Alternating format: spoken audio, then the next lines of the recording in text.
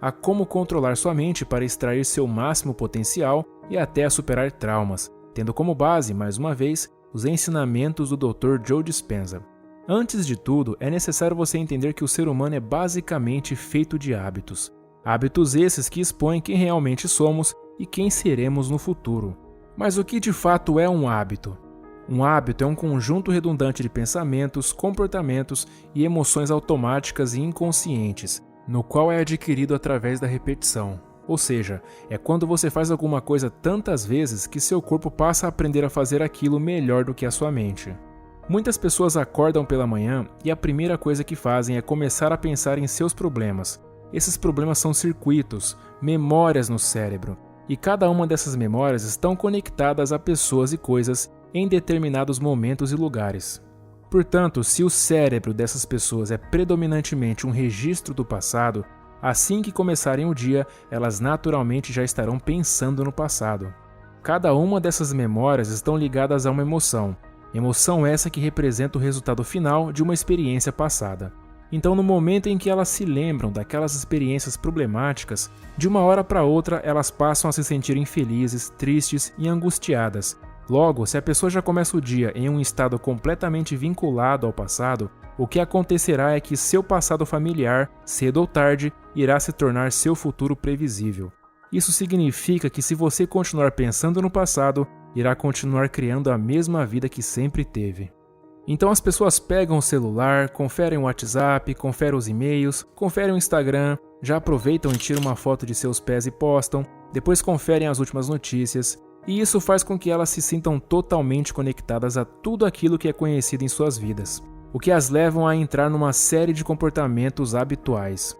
Então elas saem da cama pelo mesmo lado, vão ao banheiro, tomam uma xícara de café, tomam banho, escovam os dentes, se arrumam, dirigem para o trabalho pelo mesmo caminho, elas fazem as mesmas coisas, veem as mesmas pessoas, conversam sobre os mesmos assuntos, acionam as mesmas emoções de sempre, e isso se torna uma rotina que opera de forma automática.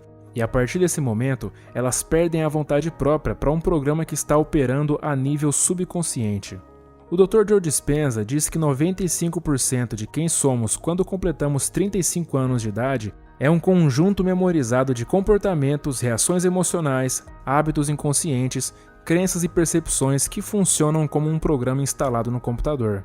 Então, com os 5% restantes que representam a mente consciente, uma pessoa pode dizer: eu quero ser feliz, eu quero ser livre, eu quero ser saudável, mas o corpo está com um programa totalmente diferente.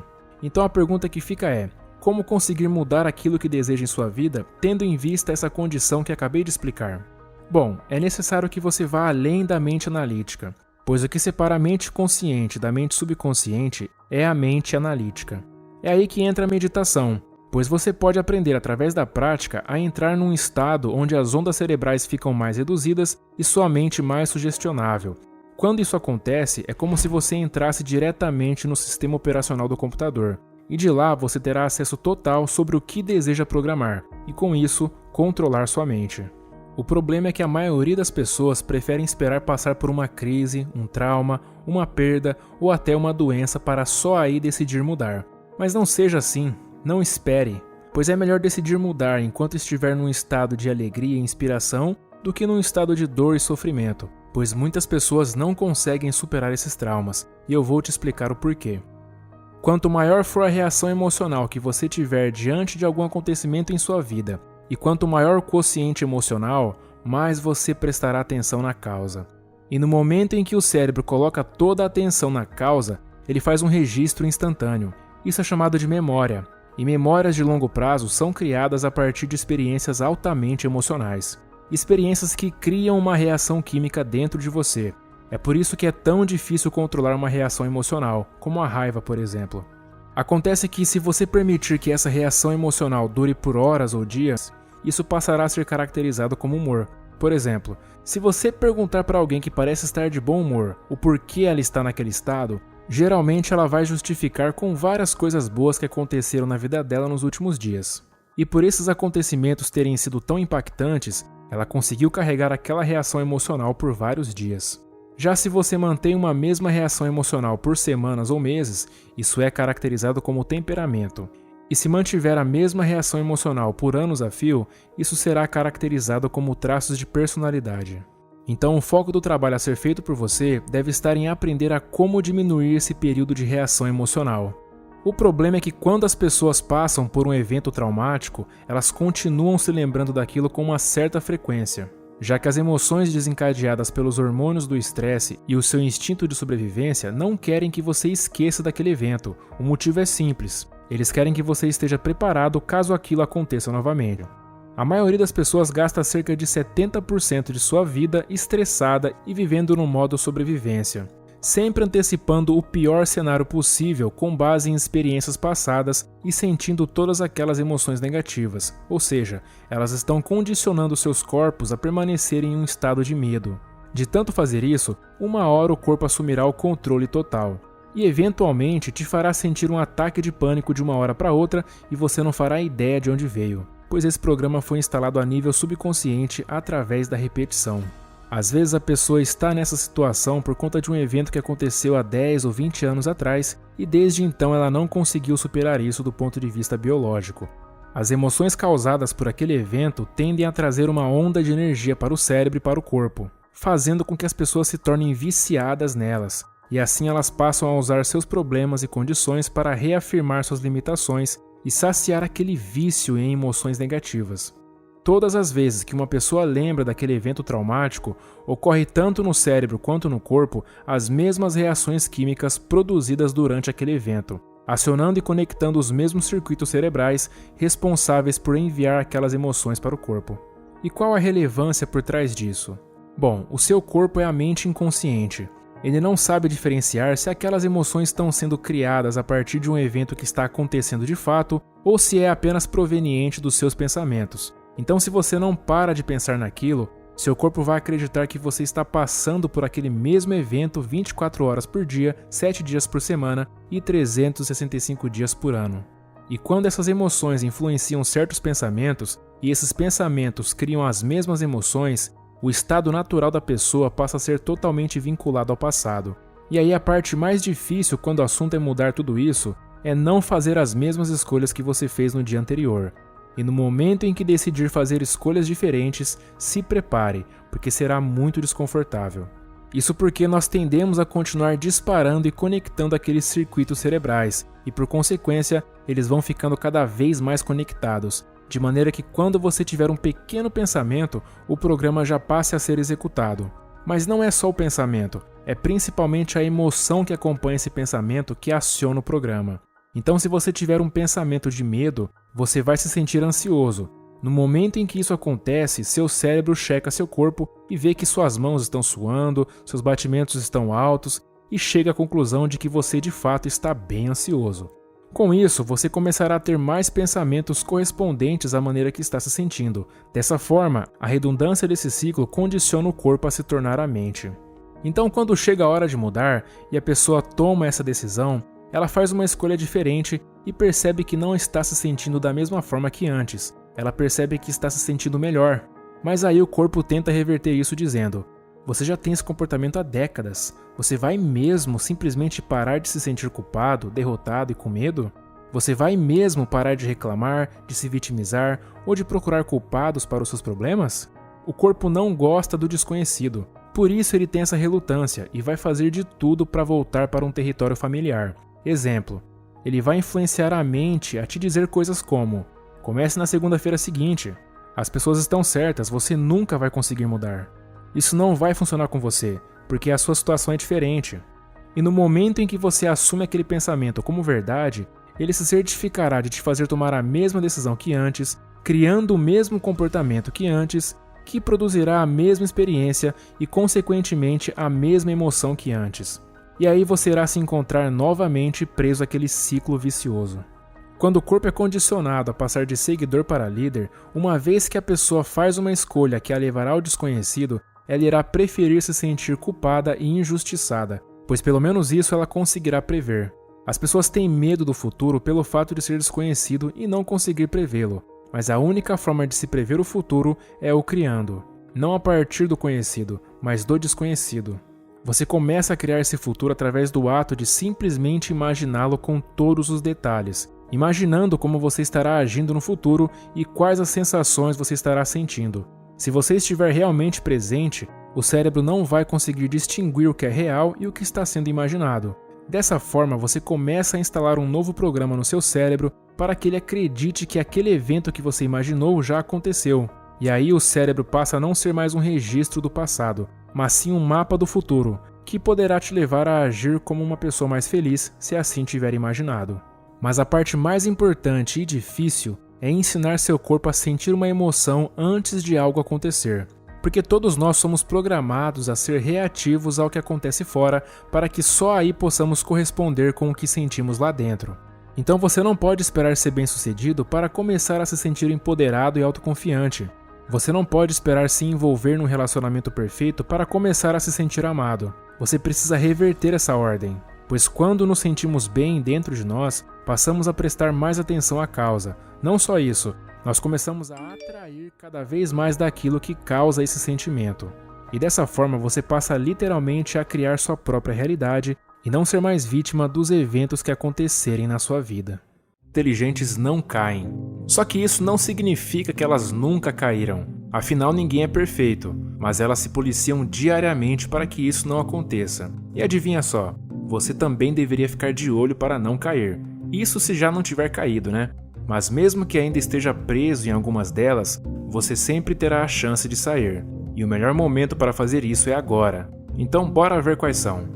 Primeira armadilha: não perdoar. Pois é, esse vídeo não será sobre o QI, que todo mundo já conhece, mas sim sobre QE, que é o quociente emocional. Pois fora das salas de aula do ensino convencional, ele se mostra muito mais importante do que qualquer outra coisa. Mas vamos lá, não perdoar. Como diz o Dr. Lair Ribeiro, perdoar antes de ser um ato de amor é um ato de inteligência. Quando você não perdoa alguém, isso automaticamente te gera ressentimento, que em outras palavras é como se fosse um fardo pesado nas suas costas que vai te impedir de chegar longe. Mas não se confunda, perdoar não significa que a outra pessoa não tenha que arcar com as consequências. Por exemplo, a pessoa te roubou? Perdoe, mas faça um boletim de ocorrência. A pessoa te traiu? Perdoe, mas termine o relacionamento. Então perdoar não significa que você tenha que voltar a falar ou a confiar na pessoa, porque na verdade o perdão é para você, para sua paz mental.